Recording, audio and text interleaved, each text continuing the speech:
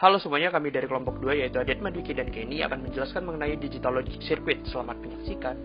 Dalam suatu rangkaian elektronik digital, terdapat sistem digital yang mengontrol suatu perangkat atau elektronik.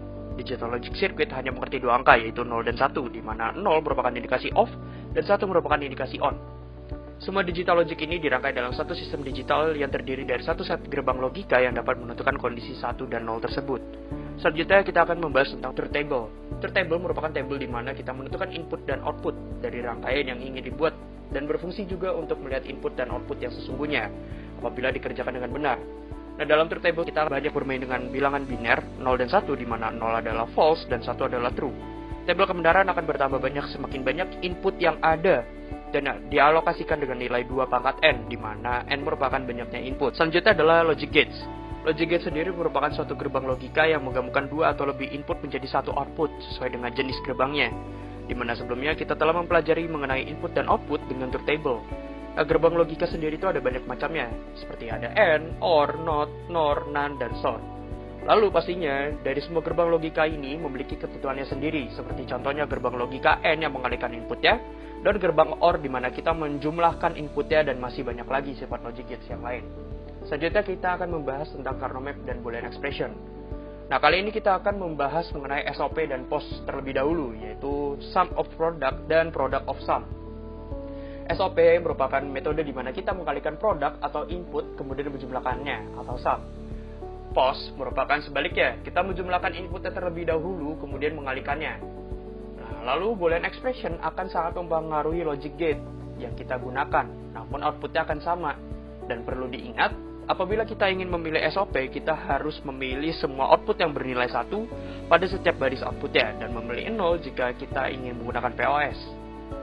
Nah, setelah kita memahami konsep truth table, logic gates, dan Boolean expression, kita bisa membahas ke tahapan berikutnya, yaitu Karnaugh Map. Jika truth table berfungsi untuk menentukan input secara individu, maka Karnaugh Map berfungsi untuk menghubungkan dan menyederhanakan input-inputnya dengan cara pemetaan. Karnaugh Map akan berbeda apabila kita menggunakan SOP atau POS. Seperti yang sudah dijelaskan sebelumnya, SOP artinya kita memilih baris yang memiliki output 1 dan 0 untuk POS pada truth table. Maka hal ini akan mempengaruhi Karnaugh Map-nya.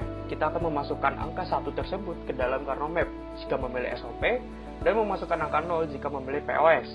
Berikut adalah contoh Karnaugh Map dengan SOP dan POS. Lalu kita akan membahas tentang aturan Karnaugh Map. Nah, aturannya sendiri yaitu yang pertama, melingkari angka-angka yang terdapat pada Karnaugh Map tersebut. Kita tidak boleh melingkari angka yang berbeda seperti 0 dan 1. Dan jika kita setujui untuk menggunakan SOP, maka kita hanya melingkari sesama angka 1. Sebaliknya berlaku juga bagi POS. Nah, yang kedua, Karnaugh Map tidak boleh melingkar atau mengambil angka sebanyak angka ganjil, misalkan 3 atau 5 dan seterusnya. Karnaugh Map hanya boleh mengambil sebanyak angka genap, seperti contoh pada berikut.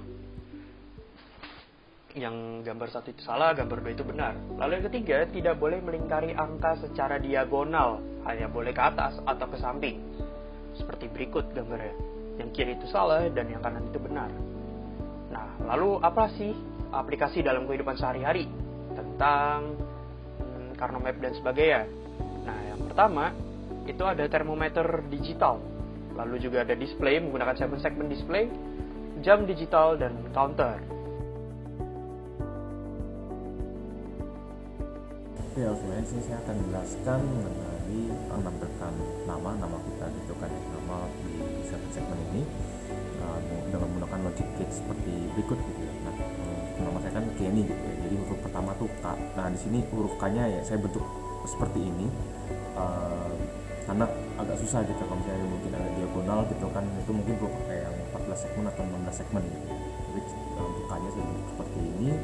Kemudian untuk berikutnya kan kalau misalnya itu ada, kita kan harus bikin truth table-nya dulu ya. Nah, di sini kan udah ada truth table-nya. Nah, di sini ada truth table.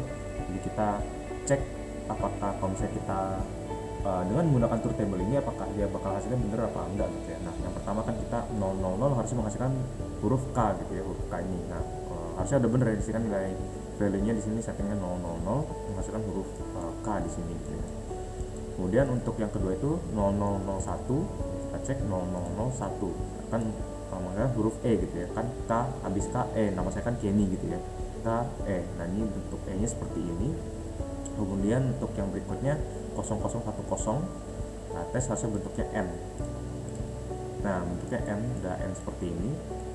Nah, habis itu yang selanjutnya meskipun dia N lagi, tapi nilai value dari ABC-nya juga berubah gitu ya. Jadi N yang nilai berikutnya itu adalah 0011 gitu ya. Nah, dia tetap N gitu ya. Jadi mau di sini 0 atau di sini 1, dia juga N gitu ya. Kemudian selanjutnya adalah Y 0100 0100. Nah, di sini berubah jadi Y seperti ini gitu ya. Y seperti ini. Kemudian A, ini nama belakang saya Alvarez A, nah itu 0101 sini 01 lagi, nah dia jadi A nya seperti ini gitu ya. A, kemudian yang berikutnya ada L itu 0110 ya. Nah, L nya seperti ini, A habis itu L. Nah, kemudian yang berikutnya ada V, itu 0111. Nah, ini mungkin V nya agak sedikit seperti U ya, karena memang nggak ada di sini, nggak ada segmen yang lebih cukup gitu ya buat bikin diagonal, karena di sini kita pakainya kan 7 segmen gitu ya. Nah, kemudian habis V ada A lagi, tapi nilainya juga berbeda ya dari A yang di sini. Jadi A nya yang di sini tuh 1000 gitu ya, kosong semua belakangnya. 1000. Nah, ini jadi A seperti ini dia, jadi A gitu ya. Nah, setelah itu kita punya huruf R. Nah, ini mungkin huruf R nya juga agak sedikit berbeda. Mari kita lihat di sini 1001, jadi 1001 di sini gitu ya. Nah, ini seperti R kecil gitu ya, karena ya kembali lagi nggak ada segmen yang cukup gitu ya untuk bisa menampilkan R yang diagonal atau R huruf besar gitu ya. Tapi di sini bentuknya seperti R kecil. Nah, kemudian kita next jadi E, itu ada 1010. Nah, ini jadi E, kembali E-nya seperti ini, cuman dia berbeda dari nilai yang di atas. Kemudian yang terakhir ada Z. Nah, Z itu di sini nilainya 1011. Nah, dia tuh seperti huruf 2 gitu ya. Kembali lagi kita nggak ada segmen yang cukup gitu ya, harus pakai 14 segmen atau 16 segmen gitu ya, buat bisa display diagonal atau bentukannya lebih bagus gitu ya. Itu merupakan rangkaian logika ya, rangkaian lubang logika untuk menampilkan nama pada 7 segmen display. Dan sini mungkin sekiranya ada keymap ya, jadi kita harus buat yang step pertama kan kita udah menentukan input outputnya mau kayak gimana gitu kan, menampilkannya namanya seperti apa. Jadi kita nentuin dulu outputnya gitu, misalnya inputnya udah pasti gitu kan. Kalau misalnya ada 4 input dimintakan 2 pangkat 4, jadi ada 16 gitu ya, 16 ke bawah ini gitu ya.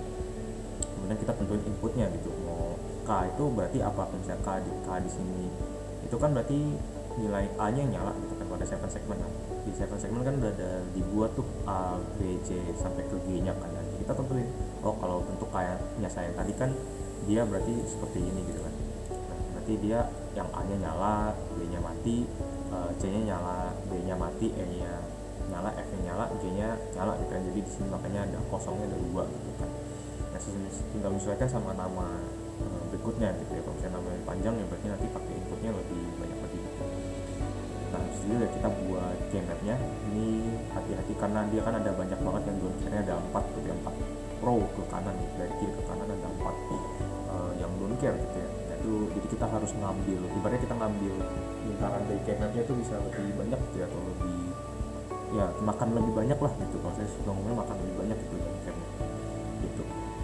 Nah, gitu. Jadi dia bisa ambil don't care karena kan dia either bisa jadi 0 atau 1 kan. Nah, kita nyesuaiin aja dia enaknya tuh kayak gimana gitu, 0 apa 1 dia di situ. Kalau saya bisa jadi 1 terus dia bisa melengkapi teman yang lain dan juga bisa dilingkarin juga gitu, ada satunya kita boleh ambil 1 gitu. Jadi kita boleh ambil dia sebagai 1 atau 0.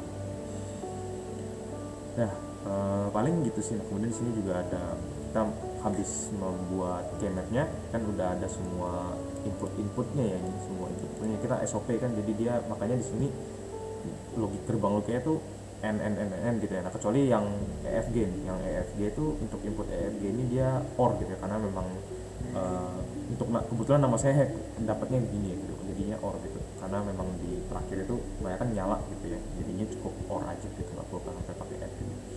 Ya, seharusnya itu sih. Terima kasih sudah nonton.